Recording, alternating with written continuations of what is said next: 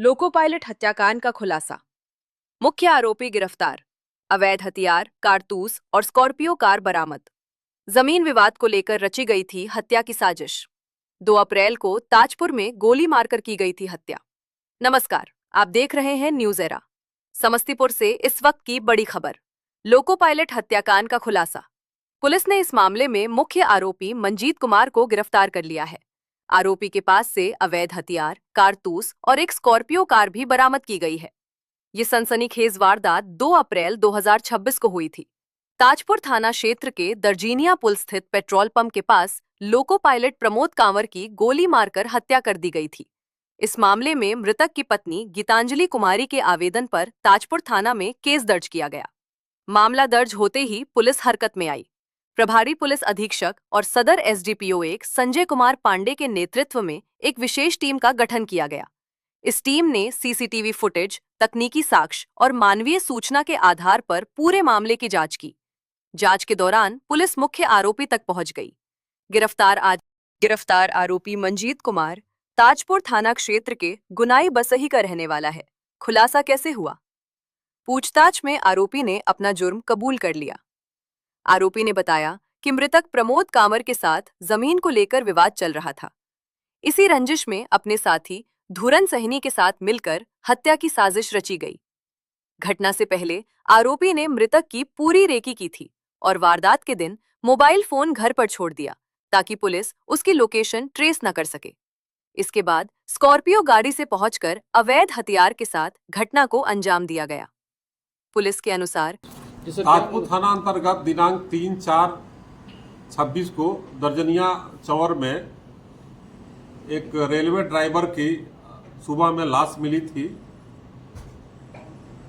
और उसमें हत्या का कांड दर्ज किया गया था। हत्या का कांड उनकी पत्नी के द्वारा प्राथमिकी के 9 अभियुक्तों के विरुद्ध दर्ज किया गया था। उस कांड का अनुसंधान किया जा रहा था और एसआईटी टीम लगातार काम कर रही थी। मृतक रेलवे चालक थे और रेलवे से वो लेकर के उनके घर तक का पूरा सीसीटीवी खंगाला गया तो देखा गया कि मृतक अकेले सीसीटीवी में जा रहे हैं और पुल के पास, वहाँ पुल के पहले एक पेट्रोल पंप है। पेट्रोल पंप से एक सीसीटीवी कलेक्ट किया गया था तो उनका जस्ट पीछा करते हुआ एक कार पीछा कर रहा है। उस कार को लोकेट किया जा रहा था लेकिन वो कार कहीं भी आगे नहीं मिल रही थी और वो बसही भिंडी गांव में जो मृतक का गांव था वहीं तक सीमित था। इसका सही सफल उद्भेदन हेतु डीआईयू के कुछ सब इंस्पेक्टर अमित कुमार और उनकी टीम लगातार काम कर रही थी। इसी क्रम में देखा गया कि मृतक के घर में जो उसके चचेरे भाई हैं मंजीत, वो अपनी पत्नी के साथ रहते थे और रात में मोबाइल में इनकी गतिविधि संदिग्ध पाई गई थी।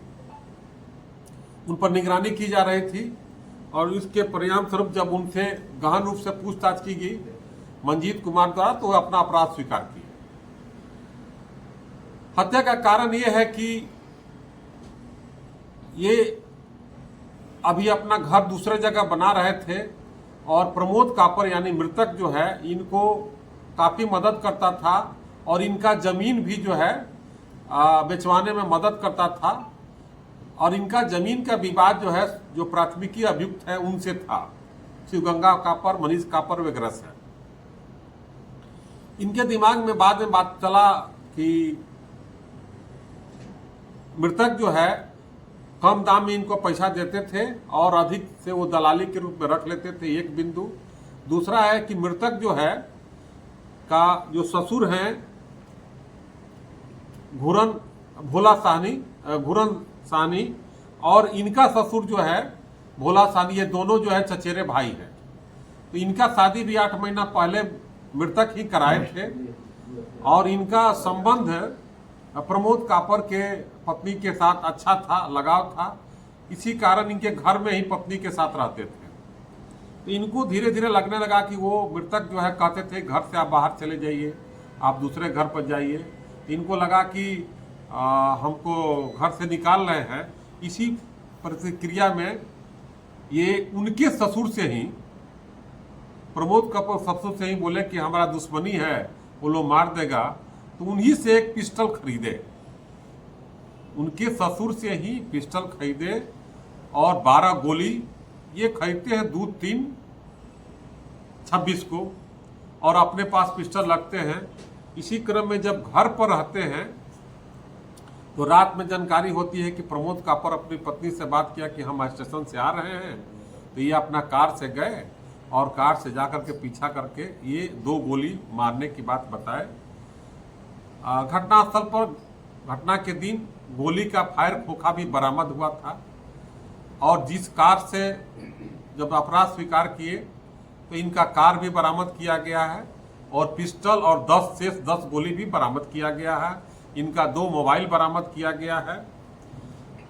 इस प्रकार ये केस का सफल उद्भेदन हुआ। ये अकेले मारे थे, और गाड़ी जब्त किया गया है कि जब गाड़ी आपस में टकराई थी, इनका शीशा फूटा है और प्लस स्क्रैच भी आया है, जिसका विधि विज्ञान प्रयोगशाला से भी जांच कराया जाएगा।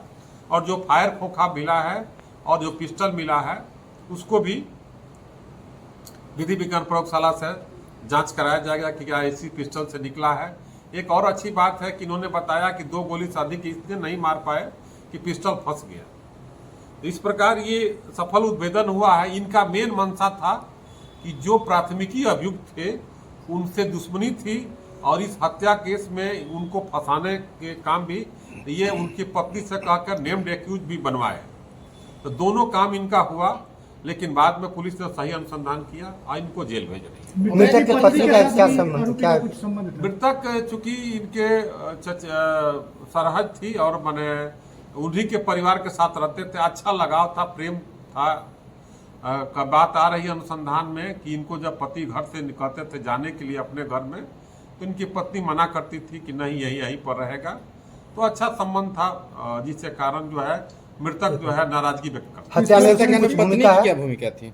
अभी तक अनुसंधान में पत्नी की भूमिका नहीं पाई गई है। इस केस में मृतक के ससुर का मामला आया है, क्योंकि ये पिस्टल जो है उसी से खरीद के लाए थे। हालांकि ससुर से जो पिस्टल लिए थे ये बताए थे कि हम पर खतरा है, तो वो पिस्टल लगते थे, तो उन्होंने 50,000 रुपए में इनको बेच दिया था। तकनीकी और मानवीय साक्ष्यों के आधार पर इस पूरे हत्याकांड का खुलासा किया गया है।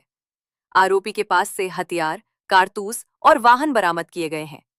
बाकी आरोपियों की गिरफ्तारी के लिए लगातार छापेमारी जारी है।